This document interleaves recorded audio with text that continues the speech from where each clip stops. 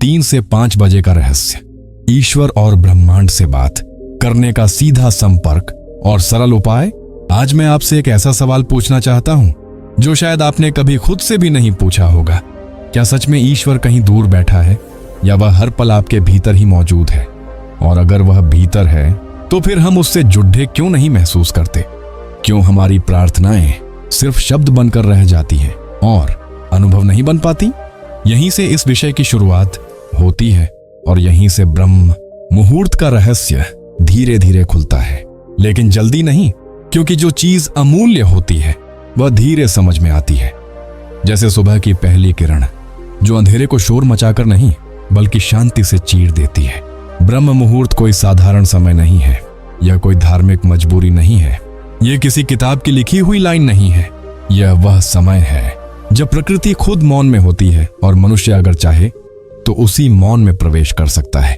लेकिन समस्या ये है कि हम हमेशा शोर के आदी हो चुके हैं। मोबाइल का शोर, सोचों का शोर, इच्छाओं का शोर, और इसी शोर में हम ईश्वर की आवाज सुन ही नहीं पाते।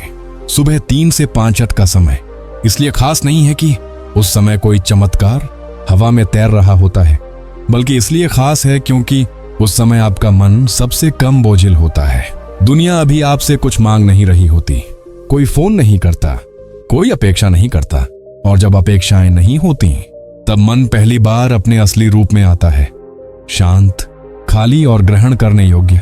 आपने गौर किया होगा कि दिन में चाहे जितना ध्यान लगाने की कोशिश कर लो, मन भागता ही रहता है, कभी बीते कल में, कभी आने वाले कल में। लेकिन तड़के जब आंख खुलती है तो कुछ पल ऐसे होते हैं जब मन अभी भी नींद और जागरण के बीच झूल रहा होता है। उसी झूलते हुए मन में अहंकार कमजोर होता है, और जहां अहंकार कमजोर होता है वहीं ईश्वर की अनुभूति की संभावना जन्म लेती है। यहां एक बात बहुत साफ समझनी होगी कि ईश्वर से जुड़ना कोई बाहरी प्रक्रिया नहीं है। न इसमें घंटी चाहिए, न धूप, न दीप। यह सब सहायक हो सकते हैं, लेकिन मूल नहीं है। मूल है आपकी आंतरिक स्थिति, और ब्रह्म मुहूर्त उस स्थिति को सहज रूप से उपलब्ध कराता है, बिना जोर लगाए, बिना संघर्ष किए। जब पूरा संसार सो रहा होता है तब प्रकृति का कंपन बदल जाता है। हवा में एक ठहराव होता है, वातावरण में एक सादगी होती है, और यह सादगी ही ईश्वर का पहला संकेत है। क्योंकि ईश्वर जटिल नहीं है, जटिल हमने अपनी सोच को बना लिया है। अब सवाल यह उठता है कि उस समय करना क्या है, और यही लोग गलती कर बैठते हैं। वह सोचते हैं कि कोई कठिन साधना करनी होगी, कोई विशेष मंत्र चाहिए, कोई कठिन नियम पालन करना होगा। जबकि सच ये है कि ईश्वर से मिलने का रास्ता जितना सरल है उतना हम उसे मानते नहीं। सबसे पहली और सबसे जरूरी बात है उस समय जाग जाना, बिना अलार्म की लड्ढाई के, बिना झुंझुलाहट के, जैसे कोई अपना आप को हल्के से जगा रहा हो। और अगर शुरुआत में ऐसा न हो पाए तो खुद से नाराज मत होना, क्योंकि आदतें टूटती नहीं हैं, धीरे धीरे ढलती हैं। जागने के बाद कोई भागदौड़ नहीं, कोई जल्दबाजी नहीं, बस चुपचाप बैठ जाना, रीढ़ सीधी, शरीर स्थिर और आंखें बंद। और यहां से असली यात्रा शुरू होती है, क्योंकि आंखें बंद करते ही बाहर की दुनिया बंद होती है और भीतर की दुनिया खुलती है। अब यहां कोई कल्पना नहीं करनी है, कोई तस्वीर नहीं बनानी है, बस अपनी सांस को महसूस करना है, जैसे वही अंदर आ रही है, बाहर जा रही है, बिना रोक टोक, बिना नियंत्रण।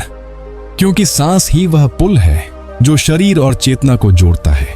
शुरुआत में मन भटकेगा, 100 विचार आएंगे, पुराने डर, अधूरी इच्छाएं, कल की चिंता, और यह सब आना बिल्कुल स्वाभाविक है। क्योंकि जब आप पहली बार भीतर झांकते हैं तो धूल ही धूल दिखती है, लेकिन उसी धूल के नीचे खजाना छिपा होता है। आपको बस इतना करना है कि विचारों से लड़ना नहीं है, उन्हें भगाना नहीं है, बस देखना है। जैसे सड़क किनारे बैठकर गाड़ियां गुजरती हुई देखी जाती है। आप ना किसी गाड़ी में बैठते हैं, न किसी को रोकते हैं, बस देखते हैं। धीरे धीरे विचारों की रफ्तार कम होगी, मन हल्का होगा, और फिर एक क्षण ऐसा आएगा जब 2 विचारों के बीच थोड़ी सी खाली जगह दिखेगी, और वही खाली जगह ईश्वर का द्वार है। क्योंकि ईश्वर शब्दों में नहीं, मौन में प्रकट होता है। इस मौन में कोई आवाज नहीं होगी, कोई दृश्य नहीं होगा, लेकिन एक गहरी शांति होगी, ऐसी शांति जो कारण रहित होगी। और जब शांति कारण रहित हो जाती है तब वह ईश्वर की उपस्थिति का संकेत बन जाती है। यह अनुभव बहुत सूक्ष्म होता है, ऐसे बताना मुश्किल है, लेकिन महसूस करना आसान है, क्योंकि इसमें कोई मेहनत नहीं, कोई प्रदर्शन नहीं, बस होने देना है। और यही सबसे कठिन बात है, क्योंकि हम हमेशा कुछ न कुछ करने के आदी हैं। ब्रह्म मुहूर्त में किया गया यह साधारण सा अभ्यास धीरे धीरे आपकी पूरी जिंदगी को बदल देता है, क्योंकि आप दिन की शुरुआत ही भीतर से जुड़े हुए करते हैं। और जब भीतर जुड़ाव होता है, तब बाहर की परिस्थितियां आपको हिला नहीं पाती। आप देखेंगे कि वही समस्याएं हैं, वही लोग हैं, वही जिम्मेदारियां हैं, लेकिन आपके भीतर प्रतिक्रिया कम और समझ ज्यादा होगी। और यही ईश्वर से जुड़ने का पहला व्यावहारिक लाभ है। ईश्वर से जुड़ने का मतलब यह नहीं कि आपकी सारी इच्छाएं पूरी हो जाएंगी, बल्कि इसका मतलब यह है कि इच्छाएं आपको नियंत्रित करना बंद कर देंगी। और जब इच्छाएं नियंत्रण खो देती हैं, तब मन स्वतंत्र हो जाता है। इस समय में अगर आप कोई नाम जपना चाहें, तो बहुत सरल नाम चुनें, ऐसा नाम जो दिल से निकले, बिना जोर लगाए, बिना गिनती के, बस जैसे सांस के साथ बहता हुआ। लेकिन अगर नाम भी बोझ लगे, तो उसे भी छोड़ देना, क्योंकि ईश्वर बोझ में नहीं मिलता। यहाँ सबसे बड़ी सावधानी यही है कि इसे दिखावे की साधना न बनाएं, न खुद को श्रेष्ठ समझें, न दूसरों से तुलना करें, क्योंकि तुलना वहीं होती है जहां अहंकार जीवित होता है। और अहंकार ईश्वर से सबसे बड़ा पर्दा है।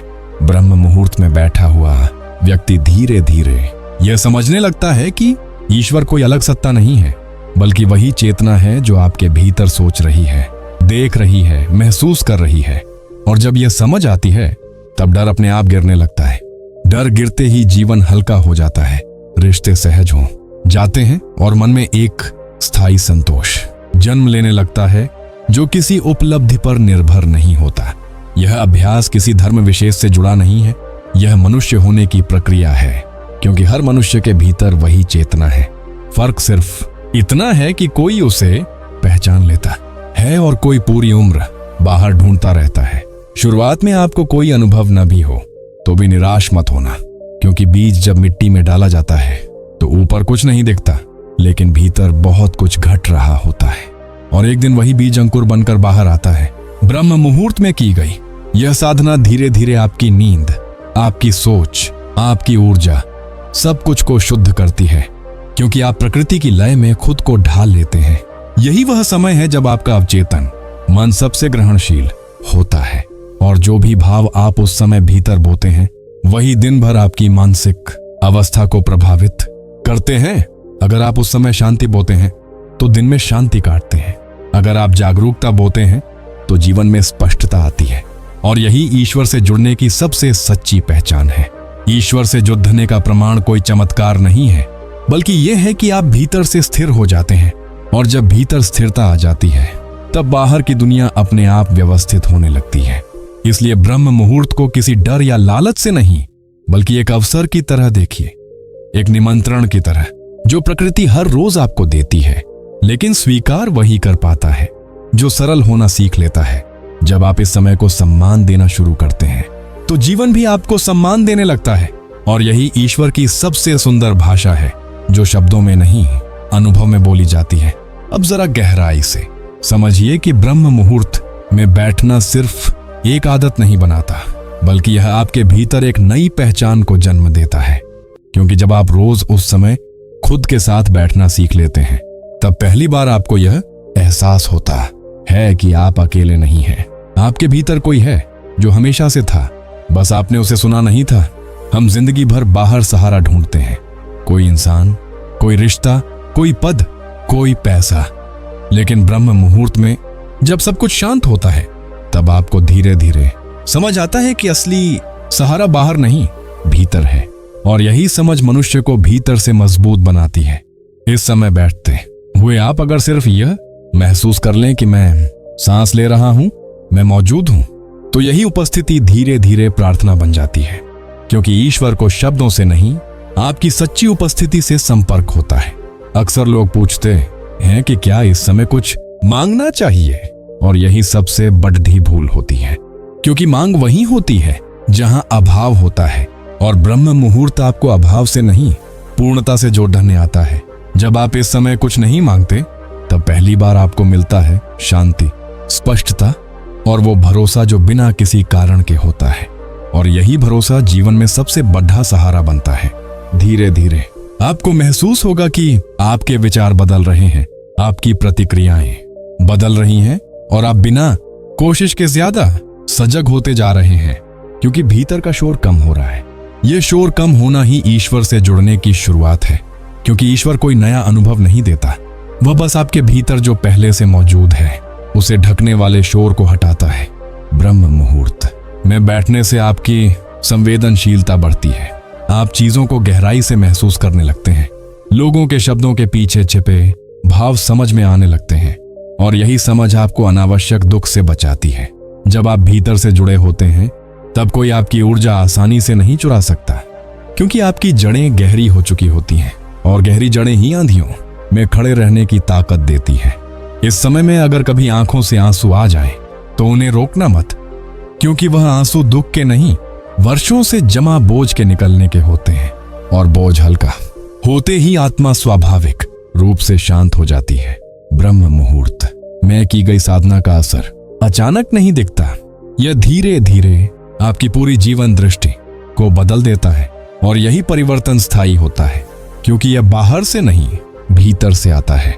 आप देखेंगे कि अब आपको हर बात का जवाब देने की जरूरत नहीं लगती, हर लड़ाई लड़ने की इच्छा नहीं होती, क्योंकि भीतर एक समझ विकसित हो जाती है कि शांति जीत से कहीं बढ़ी है। जब यह समझ आती है तब आप अपने जीवन में अनावश्यक लोगों, आदतों और सोच को खुद ब खुद छोड़ देने लगते हैं, बिना संघर्ष के, बिना गुस्से के। और यही असली त्याग है। ईश्वर से जुड़ने का मतलब यह नहीं कि आप संसार छोड़ दें, बल्कि इसका मतलब यह है कि आप संसार में रहते हुए भी उसके गुलाम न बने। ब्रह्म मुहूर्त आपको यही सिखाता है कि कैसे भीतर से स्वतंत्र रहकर बाहरी जिम्मेदारियों को निभाया जाए, और यही संतुलन जीवन की सबसे बड़ी कला है। इस समय की सबसे बड़ी खूबी यही है कि यहाँ कोई दिखावा नहीं चलता, न झूठी भक्ति न बनावटी आस्था, क्योंकि अंधेरे में बैठकर आप सिर्फ खुद से मिलते हैं, और खुद से झूठ बोलना सबसे मुश्किल काम होता है। धीरे धीरे जब आप इस समय के साथ गहराई से जुड़ते हैं तब आपको एहसास होता है कि ईश्वर कोई दूर बैठा निर्णय देने वाला नहीं है, बल्कि वह वही चेतना है जो आपको सही और गलत का बोध कराती है। यही चेतना जब मजबूत होती है तब आपका विवेक जागता है, और विवेक जागते ही जीवन की दिशा अपने आप स्पष्ट हो जाती है। अब आपको किसी से यह पूछने की जरूरत नहीं रहती कि क्या सही है, क्या गलत है, क्योंकि भीतर की आवाज साफ हो चुकी होती है, और साफ आवाज कभी भ्रमित नहीं करती। ब्रह्म मुहूर्त में बैठने वाला व्यक्ति धीरे धीरे बाहरी प्रशंसा और निंदा दोनों से ऊपर उठने लगता है, क्योंकि उसे भीतर से मिलने वाली तृप्ति मिल चुकी होती है। और जब तृप्ति भीतर से आती है तब बाहर की दुनिया का शोर आपको हिला नहीं पाता, बल्कि आप उसी शोर के बीच भी शांत रहना सीख जाते हैं। यही शांति ईश्वर से जुड़ने की सबसे सच्ची पहचान है, क्योंकि जहां शांति है वहीं ईश्वर है, और जहां अहंकार है वहां सिर्फ संघर्ष है। अगर आप सच में इस समय का सम्मान करना शुरू कर दें तो कुछ ही महीनों में आप खुद को पहले से बिल्कुल अलग पाएंगे, ज्यादा सधा हुआ, ज्यादा जागरूक और ज्यादा जीवंत।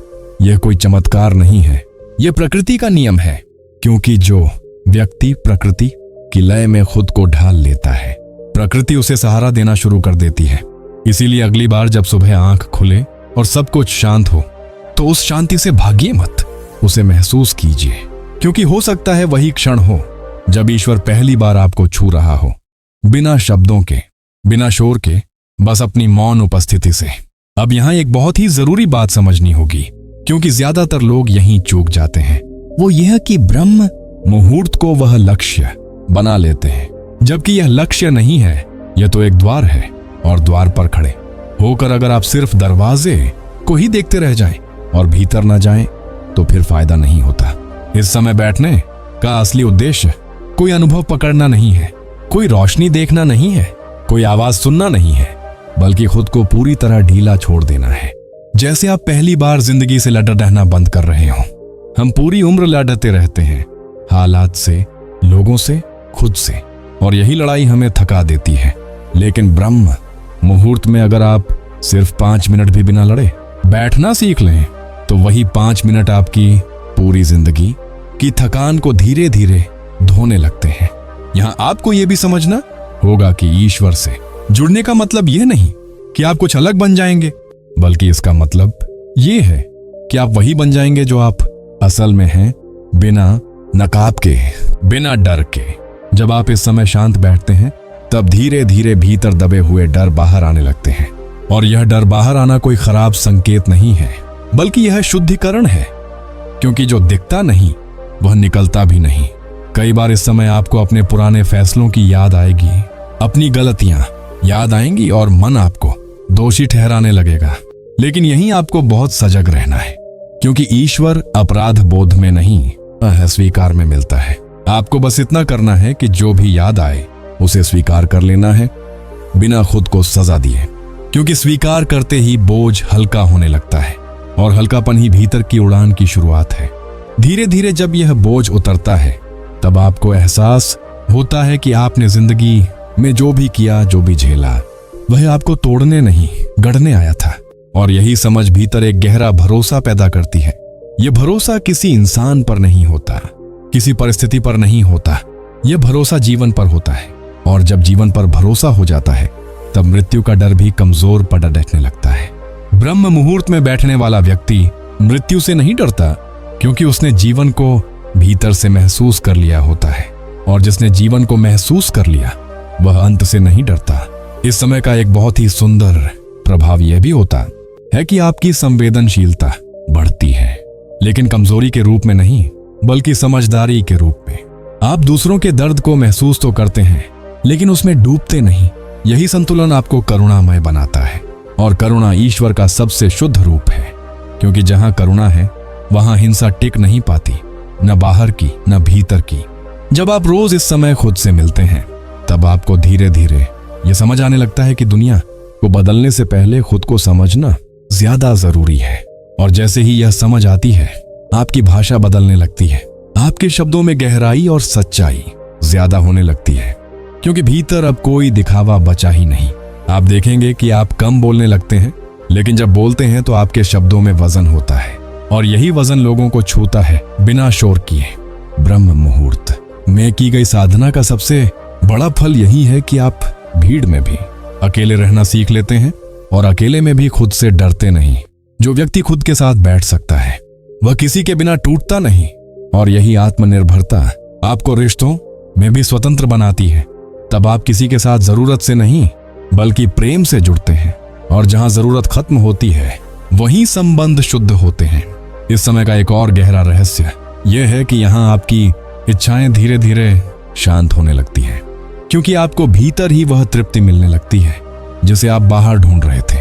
और जब तृप्ति भीतर से आने लगती है तब लालच अपने आप कमजोर हो जाता है। और लालच के कमजोर होते ही जीवन में बहुत सारी उलझनें अपने आप सुलझने लगती हैं।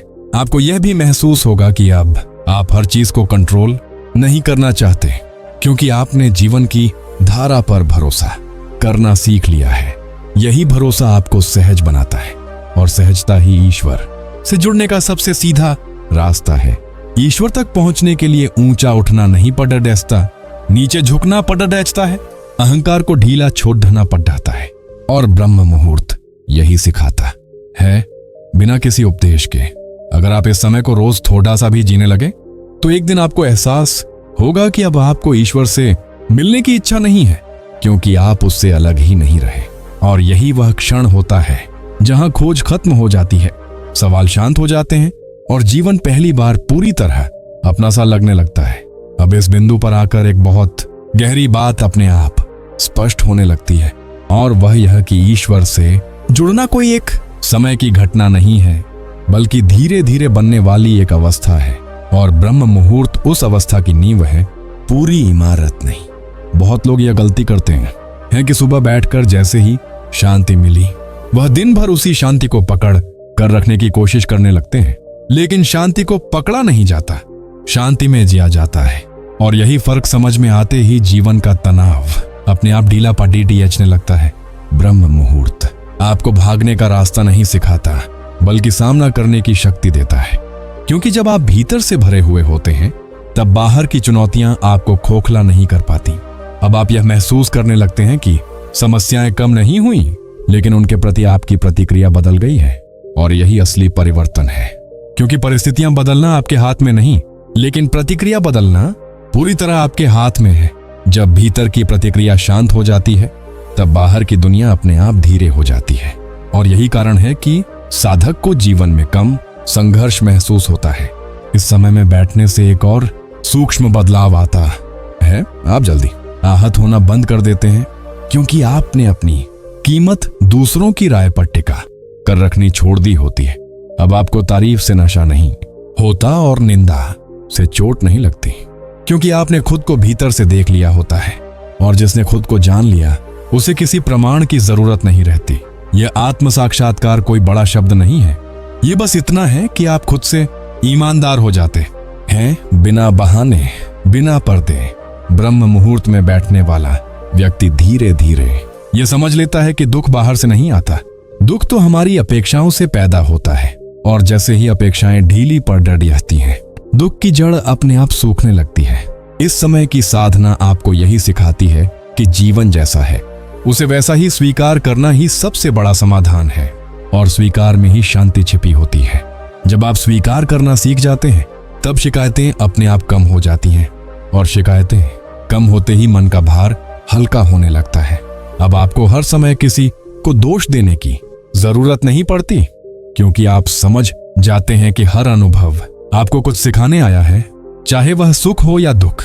ब्रह्म मुहूर्त में बैठने का असर आपकी भाषा पर भी पड़ता है। आप धीरे धीरे कटु शब्दों से दूर होने लगते हैं, क्योंकि भीतर जमा कड़वाहट पिघलने लगती है। और जहां कड़वाहट नहीं होती, वहां संबंधों में अपने आप मिठास आने लगती है, बिना किसी कोशिश के।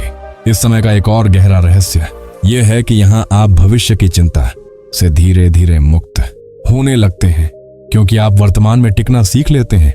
जो व्यक्ति वर्तमान में टिकना सीख लेता है, उसका भविष्य अपने आप सुरक्षित होने लगता है, क्योंकि भविष्य वर्तमान के बीच से ही बनता है। ब्रह्म मुहूर्त में बैठते हुए जब आप सिर्फ इस पल में होते हैं, तब आप पहली बार समय से मुक्त होते हैं। और समय से मुक्त होना ही असली स्वतंत्रता है। इस स्वतंत्रता में न कोई जल्दी होती है, न कोई डर, न कोई तुलना। बस एक शांत उपस्थिति होती है, जो बिना शर्त आपको स्वीकार करती है। यही उपस्थिति ईश्वर का सबसे सटीक अनुभव है, क्योंकि ईश्वर कोई आकार नहीं, कोई नाम नहीं, बल्कि वही स्वीकार करने वाली चेतना है। जब यह अनुभव गहरा होने लगता है, तब आपको किसी विशेष दिन, किसी विशेष पूजा, किसी विशेष स्थान की जरूरत नहीं रहती, क्योंकि हर दिन, हर स्थान पवित्र लगने लगता है। आपका चलना भी ध्यान बन जाता है, आपका बोलना भी सजग हो जाता है, और आपका मौन तो जैसे प्रार्थना में बदल जाता है। यही कारण है कि जो व्यक्ति सच में ब्रह्म मुहूर्त को जीने लगता है, वह दिखावे की भक्ति से दूर हो जाता है, क्योंकि अब उसे अंदर से संतोष मिल चुका होता है। अब वह ईश्वर को पाने की कोशिश नहीं करता, बल्कि ईश्वर को जीने लगता है। अपने कर्मों में, अपने व्यवहार में, अपने निर्णयों में यहीं आकर जीवन साधना बन जाता है। और साधना बोझ नहीं रहती, बल्कि जीवन की स्वाभाविक धारा बन जाती है। और जब साधना स्वाभाविक हो जाती है, तब ईश्वर दूर नहीं रहता। वह हर सांस में, हर क्षण में, हर अनुभव में महसूस होने लगता है, बिना किसी घोषणा के, बिना किसी शोर के। यही ब्रह्म मुहूर्त का असली रहस्य है। कोई चमत्कार नहीं, कोई दिखावा नहीं, बस धीरे धीरे खुद से और उसी के माध्यम से ईश्वर से जुड़ जाने की सरल, शांत और सच्ची प्रक्रिया।